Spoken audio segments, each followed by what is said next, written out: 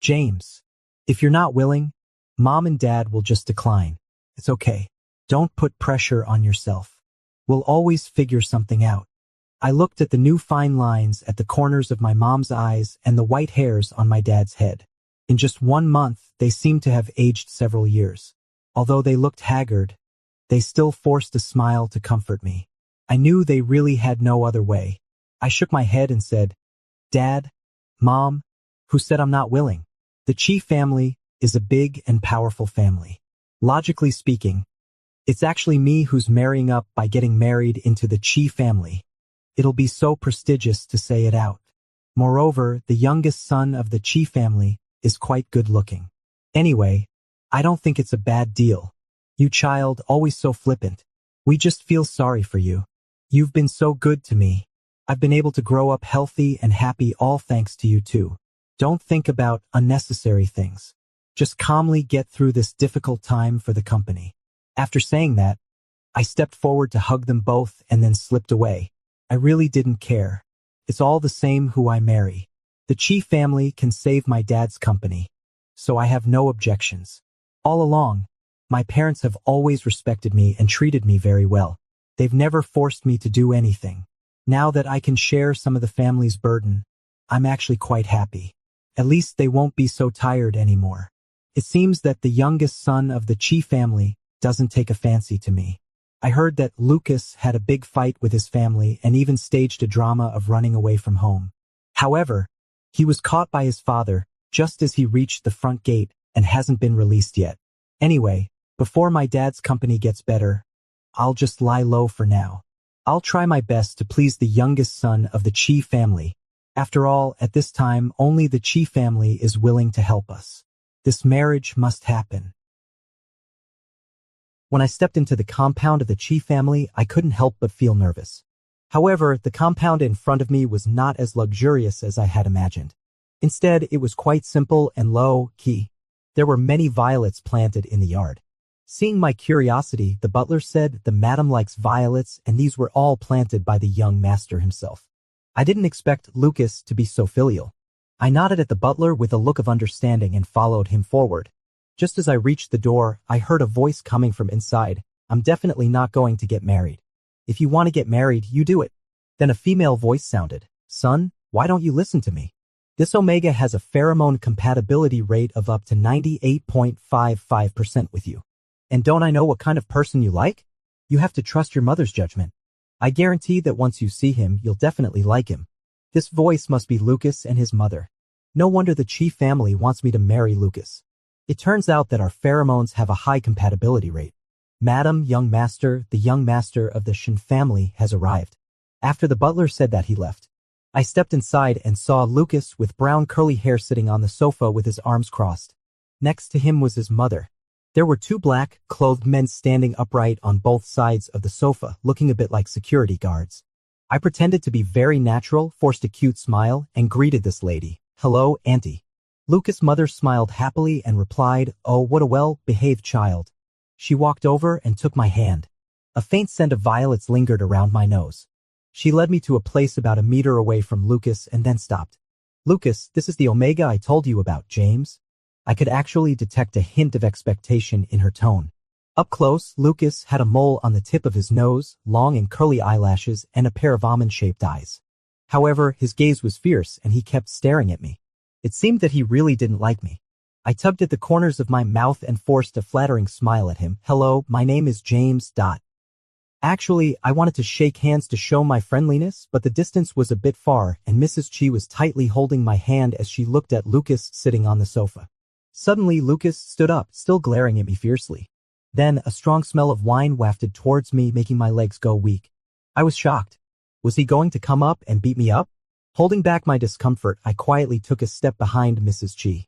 Mrs. Chi glanced at the 2 men in black, and then they stepped forward, grabbed Lucas by the arms, and held him between them. Lucas struggled a few times while being held between them. When he found he couldn't move, he finally shifted his gaze from me to Mrs. Chi beside me and said grudgingly, Mom. There was still a bit of helplessness on his face. Mrs. Chi covered her nose and frowned. She said, Control your pheromones. Don't scare James. The scent of alcohol in the air faded a lot. Only then did Mrs. Chi turn to me gently and say, "James, don't be afraid. Lucas didn't do it on purpose. He just likes you so much that he got a bit excited and couldn't hold back." "Oh my God, Mrs. Chi. Are you even listening to what you're saying? He doesn't look like he likes me at all.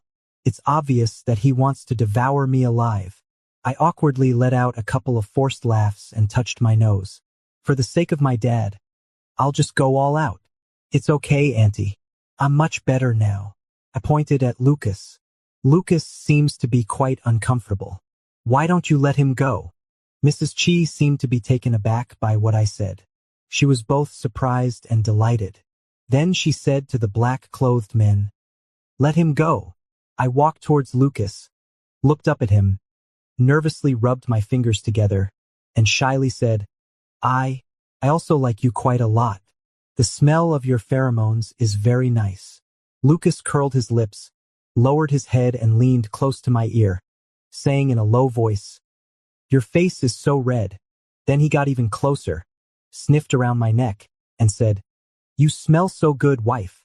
His lips accidentally or intentionally brushed against my neck.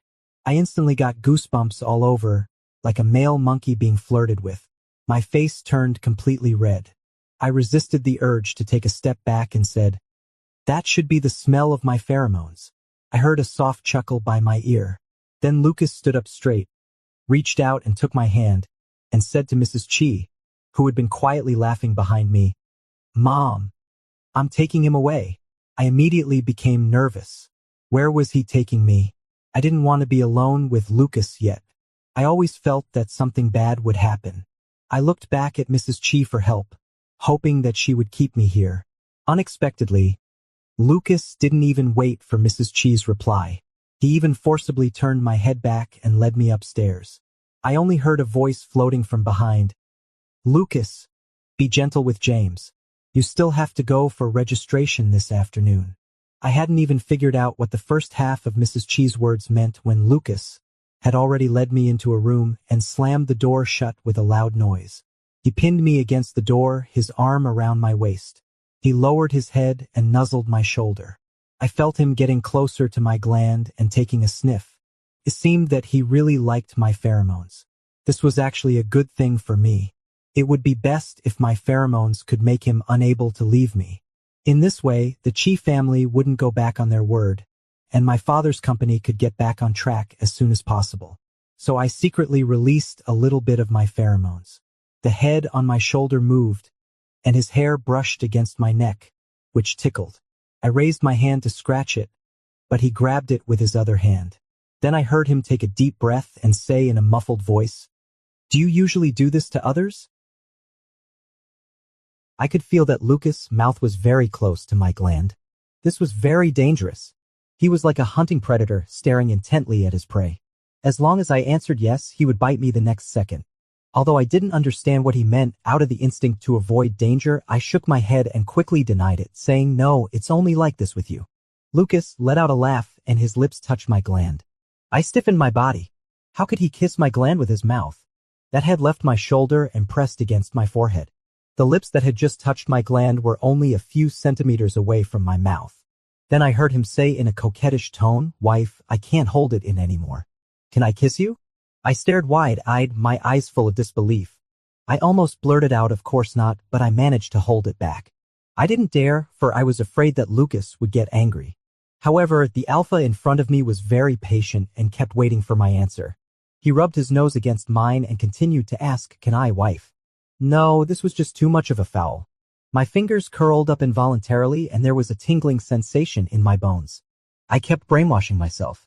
Since I was going to get married, this kind of thing was definitely unavoidable in the future. I couldn't and shouldn't refuse. It wasn't a big deal.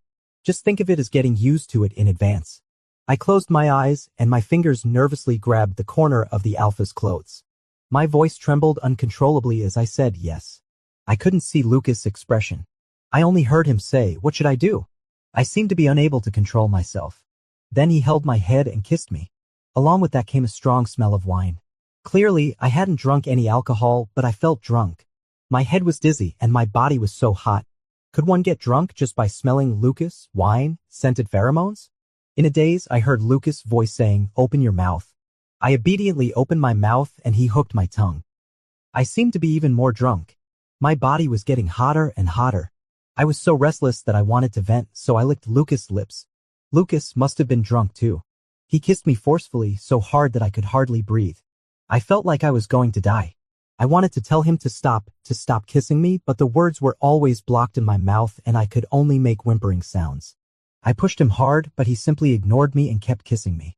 Just when I thought I was going to be kissed to death, he finally let me go. I was like a dying fish on the shore, suddenly back in the water, gasping for air. "You're crying."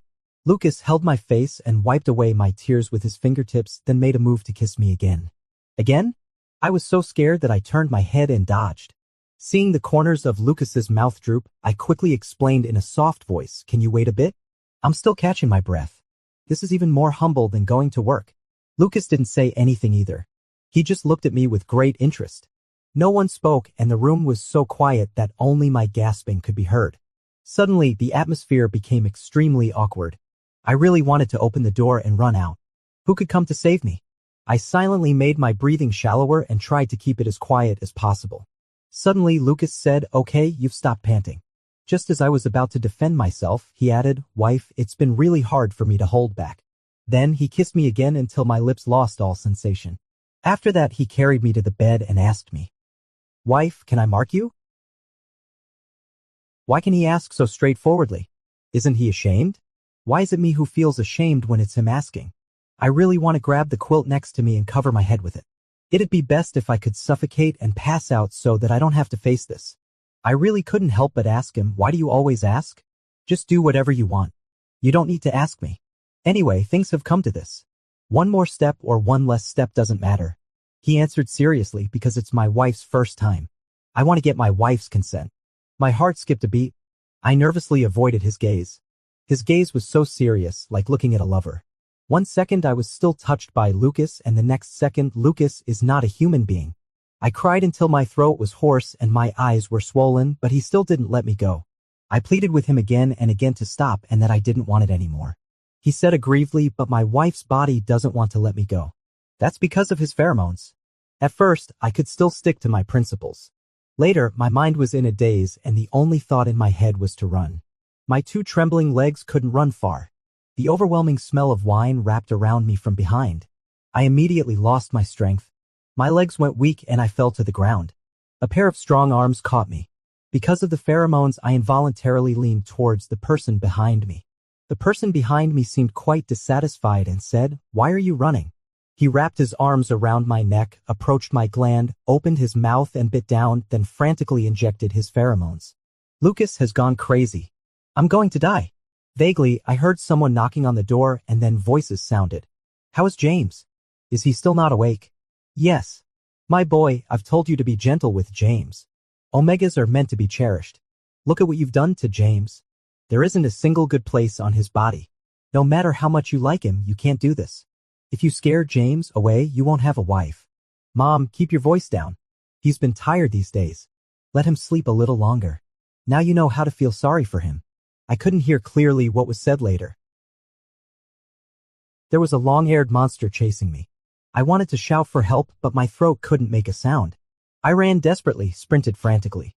After a long time, I looked back, and the monster turned into Lucas. I saw him slowly open his mouth and shout, "Wife." I was startled and then opened my eyes. As soon as I opened my eyes, Lucas' face appeared in front of me. I let out a scream and stepped back. Seeing this, Lucas quickly held me down, along with my hand. He said, "Don't move around." I looked down and only then noticed that there was a 4 needle on the back of my hand. If Lucas hadn't held me down in time, the needle would have been pulled out forcefully. Seeing that I had calmed down, Lucas asked with a hurt expression, "Am I that scary?" I muttered in my heart, "You're scarier than a monster." I didn't answer and asked, "What's wrong with me?" Only when I opened my mouth did I realize that my voice was very hoarse. He coughed awkwardly and said, "You're sick." Looking at his awkward expression, I realized that I had gone too far with the fun and ended up in the hospital. Oh no. How can I face people from now on? I glared at Lucas in shame and anger and said, "It's all your fault for going too far. Wife, I'm wrong. I'll restrain myself a bit in the future. But the doctor said that part of the reason is also that you're not in good physical condition and lack exercise on weekdays, so you can't stand it. I subconsciously retorted impossible. I exercise regularly. My voice got softer and softer. Wife, considering your health, I think you still need to exercise more in the future. Lucas scanned me up and down and continued, after all, if you faint and get sick every time we do it, I'll be heartbroken. If I had to go to the hospital every time we did it, I might as well stop living. I nodded and replied, all right then. Lucas leaned over and gave me a kiss on the lips, saying cheerfully, good girl, wife. Lucas, why are you being so clingy? I looked around. I hadn't noticed when I first woke up. Isn't this Lucas' bedroom? Someone knocked on the door. Lucas said, come in. The person outside the door came in. It was a doctor wearing a white coat and gold-rimmed glasses. He removed the needle from me and said, there's nothing wrong with your body. Just rest well for a few days. Then he packed up his things and left. I asked puzzledly, why does the doctor seem reluctant to get close to me? Lucas curled his lips and his beautiful almond-shaped eyes squinted slightly because you're covered in my scent. I sniffed. It was really true. I touched the gland on the back of my neck, which had a deep tooth mark. I had been permanently marked by Lucas. It's hard to describe how I felt. It was just quite subtle. Lucas took off his shoes, lifted the quilt, and got in. He reached out to hug me and kiss me again. I moved back, but he squeezed over and continued to kiss me. He asked me, why are you avoiding me? I argued cunningly I didn't. I asked him, when shall we go to register? He countered with a question, are you in such a hurry? I nodded. Yes. Lucas saw through my thoughts. He pinched my cheek and said, your father's money has been given. We'll go to register after you recover. You're not fit to go out in your current state. What state am I in? I wanted to get up and look at myself in the mirror, but Lucas clung to me and wouldn't let me get up. He wanted to kiss me again and kept groping me. I grabbed his hand. No. The doctor told me to have a good rest. Lucas said brazenly, honey, I'll just give you a kiss and a feel and do nothing else. Actually, it was quite pleasant if only Lucas didn't kiss me for so long. Gradually, my consciousness became more and more blurred. I closed my eyes and fell asleep. So strange. It seems that people can really develop feelings after getting along for a long time. I seemed to have a crush on Lucas. I thought things between Lucas and me would stay like this. But unexpectedly, something unexpected happened. On the day we went to register, we had a car accident. At the corner, an out-of-control car rammed into us. Lucas shielded me under his body. With a bang. It was so painful. I've never felt such pain in my life. I wanted to open my eyes but couldn't. I had no strength in my hands and feet. How was Lucas? Would we die? If we can survive, I will definitely treat Lucas well. I swear. It was so noisy around. Many people were talking, and there was also the sound of an ambulance. I wanted to listen clearly, but I couldn't hear anything. I opened my eyes and squinted due to the glare of the overhead light. After getting used to it, I opened them again. The room was blindingly white. I was in a daze and then remembered that Lucas and I had a car accident. This time, I really ended up in the hospital. James, you're finally awake. Mom was sitting beside my bed, with a worried look on her face. Why do I think she looks even more haggard? I sat up and held Mom's hand. Mom, don't worry. I'm fine. How is Lucas? He's still in a coma. Lucas shielded me under his body at that time. He must be much more seriously injured than me. I'm going to see him. I threw off the quilt and got out of bed. I couldn't wait for a moment. My mom grabbed me and refused to let me go no matter what. The more she stopped me from seeing him, the more I felt that something was wrong. I was anxious and said to her, Mom, I'm really okay. Please let me go and see him. My mother hugged me and cried, saying sorry to me and also saying that I shouldn't see Lucas anymore in the future. I felt like my mind wasn't working properly. What on earth was going on? I looked utterly confused and asked, Mom, what's really going on? I was in a coma for 5 days and Lucas was also in a coma for 5 days, but he was more seriously injured. This car accident also aggravated his pheromone disorder. Lucas is sick. After he became an adult, his pheromones were disordered and very unstable. Only the pheromones of an omega with a high compatibility with him could soothe him and make him act like a normal alpha. The higher the compatibility, the more effective it would be. If the pheromone disorder persists for a long time, it will endanger the alpha's glands. In severe cases, the glands will have to be removed in the end. This is also the reason why Mrs. Chi found me. Mrs. Chi searched for a long time before she found an omega like me whose pheromone compatibility with him is as high as over 95%. Before finding me, Lucas had always relied on taking drugs to stabilize his pheromones. However, every medicine has its side effects. Taking drugs for a long time caused Lucas to sometimes lose control of his pheromones. During these 5 days, because I was in a coma, I couldn't release pheromones to soothe Lucas. On the day of the car accident, the doctor arranged for us to be in the same ward. My pheromones were too weak when I was in a coma and didn't have much effect. They also tried to extract my pheromones, but the amount was simply not enough. Coincidentally, the next day, an omega with a pheromone compatibility of up to 99.6% with Lucas appeared. This omega has been accompanying Lucas these days, releasing pheromones to soothe him. With such a high compatibility, it's hard to resist by instinct, right? There should be only one like this in the world, right? God really likes to play tricks on people. I wiped my face and said in a low voice, "I understand, Mom. I still want to go and have a look." My mom glanced at me and finally didn't stop me anymore, allowing me to go. This corridor in the hospital seemed to be endless. I quickened my pace and started running. I ran to Lucas' room out of breath and met Mrs. Chi. The first thing she said when she saw me was an embarrassed apology. "I'm really tired of hearing the word sorry. Why does everyone have to say sorry to me? No one owes me anything. It's just a deal, mutual exploitation. The Chi family treats me as a tool, and isn't it the same that I treat the Chi family as a tool? At a critical moment, this tool didn't work. The Chi family didn't care. They not only didn't take back the money they gave to my family, but also paid my medical bills. To be honest, I still have to thank the Chi family." I pleaded with Mrs. Chi, "Auntie, can I go in? I'll just take a look and leave." Mrs. Chi hesitated for a moment but still nodded.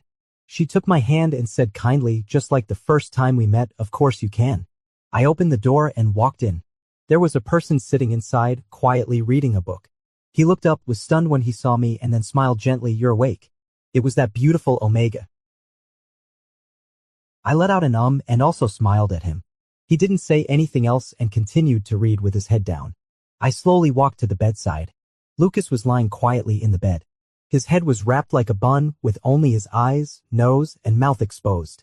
That brown curly hair had been cut off, leaving only short stubble. His right calf was also wrapped in bandages and hung up. Lucas protected me very well. All I had was a broken arm and a few pieces of glass shards stuck in my body, which had already been removed and were almost healed, leaving only scars. I wanted to touch his face, but the hand I stretched out froze in mid-air. It seemed that I didn't have the right to do so. I sniffed. I could hardly smell the scent of wine. The room was filled with the sweet orange smell of the omega. As soon as I opened the door, I smelled it. It was too strong, and Lucas' body was also full of that omega smell. The alpha who had marked me was contaminated with the smell of another omega. Almost instinctively, I released my pheromones, trying to cover up the orange smell on my alpha. By the time I realized it, it was too late. That omega frowned and looked at me.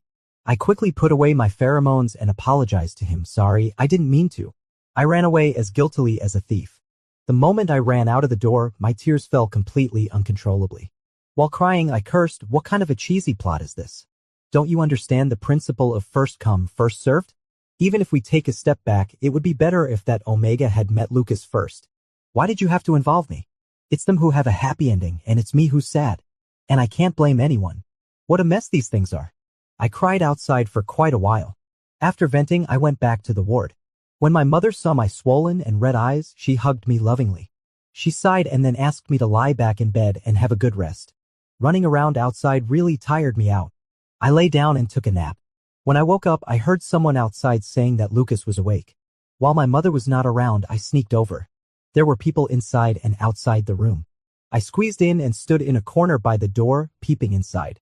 Lucas was sitting on the bed and the doctor beside him was conducting various examinations on him. "Hey, what are you doing here as a patient? Go back quickly." I don't know who said such a thing behind me. I smiled awkwardly. Just as I was about to withdraw my gaze, Lucas inside suddenly turned his head and glanced in my direction.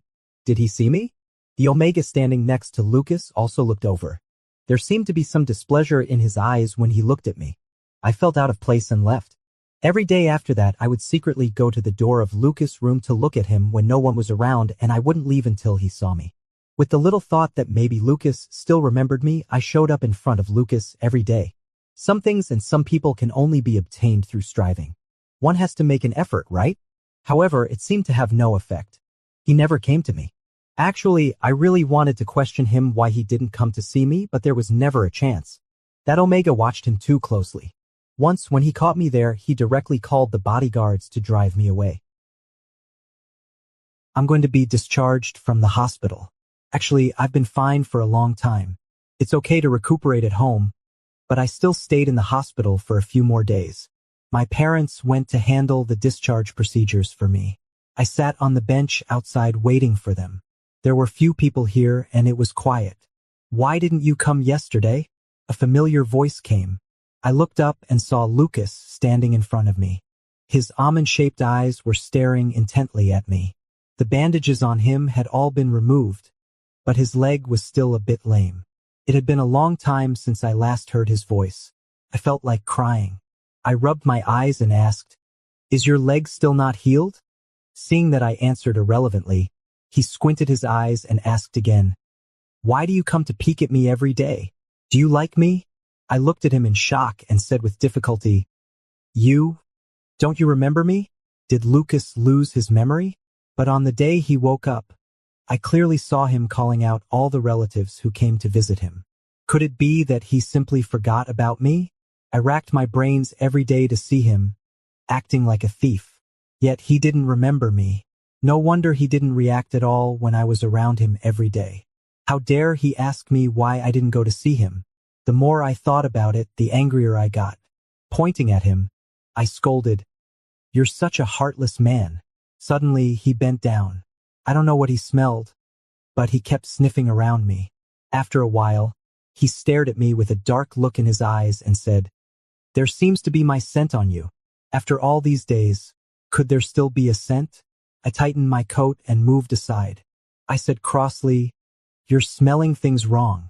He took a step forward, grabbed my neck, and opened my collar. He rubbed his fingers back and forth on my gland. He tilted his head and gave me a very charming smile, saying wickedly, "I bit here, right?" My gland hurt a bit from his pressing. I retorted, "No, it was bitten by another man." Lucas still smiled, but his smile was very creepy. I bit his arm. He let out a cry of pain. Taking advantage of his loosened grip, I immediately ran away. I angrily gave the finger to the sky. This is crazy. I could write a novel about my legendary life. After venting my anger, I felt so powerless. I don't believe in fate, but fate seems to force me to. First, there's an Omega with a higher compatibility than me. Then, he remembers everyone but me. All these things are pushing me to leave Lucas. I don't care anymore. I'm done with this. Before leaving the hospital, I went to see Mrs. Chi. I took out the jade pendant from my pocket and put it in Mrs. Chi's hand. I said to her, "Auntie, this is the jade pendant Lucas gave me. Please return it to him for me." Auntie seemed very surprised. Looking at the jade pendant in her hand, she said, "So, Lucas gave this to you, James." I heard my mother calling me. She must be urging me to go home. I smiled at Mrs. Chi and said, "Goodbye, Auntie." I turned around and left. I heard Mrs. Chi mutter, "Did I do something wrong? Goodbye, Lucas." Before leaving the hospital yesterday, I made an appointment for a surgery to remove the mark. The appointment was at 9 o'clock this morning. I went to the hospital, finished the examination, and without hesitation signed all the confirmation agreements. Then I sat on the bench in the corridor waiting for my turn to be called. Suddenly, I heard a very loud shout, "James." The voice sounded very angry. Then a large figure ran over and hugged me tightly. With a hurt look on his face, he said, "Wife, don't you want me anymore?" His sudden change left me caught off guard. The voice was really loud. Everyone's eyes in the place were focused on us. Embarrassed, I pushed Lucas. His hair tickled my face so much, but he acted as if he didn't see it and complained rather aggrievedly, "Wife, you're still carrying my baby in your belly." After saying that, he kissed me. Now not only the onlookers were shocked, but I was also shocked. I was so shocked that I forgot about the embarrassment. Immediately afterwards, the doctor who had just examined me walked over and said, "Yes, Mr. James, you're pregnant. I just didn't have time to tell you before you left." I was so confused that I couldn't say a word. James. Mrs. Chi also came. "James, it's my fault and shouldn't have separated you two." The day Lucas woke up, he said he woke up because he smelled the fragrance of lychees. I didn't pay attention at that time. Later, I remembered that it was the smell of your pheromones. Lucas didn't remember you. I thought maybe it was fate, so I didn't tell him about your existence. Lucas doesn't like Benjamin. Although the compatibility between the two of them is higher than that between you two, out of consideration for Lucas's health, I always kept him by Lucas's side and wouldn't let Lucas go out. The day you were discharged from the hospital, Lucas completely drove Benjamin away. He asked me if you were his Omega. Then I knew that he had secretly gone to see you. That jade pendant was given to him by his grandma. It's very important to him. I didn't expect him to give it to you. It was only then that I realized I was wrong, terribly wrong. Now I'm returning it to you. James, Lucas likes you very much. He fell for you at first sight. I was confused. I shouldn't have made choices for him. I almost made him lose you. Then have all my tears these days been shed in vain? Lucas followed up and said, "Yes, it's all my mom's fault. If she had told me earlier, I would have snatched you over long ago." He winked at me. "Honey, shall we go home? It's really hard to resist the temptation of good looks." I nodded and said, "Okay." Lucas still hasn't remembered. The doctor said it's just a short-term amnesia and he will remember, it's just a matter of time. Of course, if I accompany him more, he will remember faster. For me now, it doesn't matter whether Lucas remembers or not. There are only a few days worth of memories anyway, and there will be a long time ahead.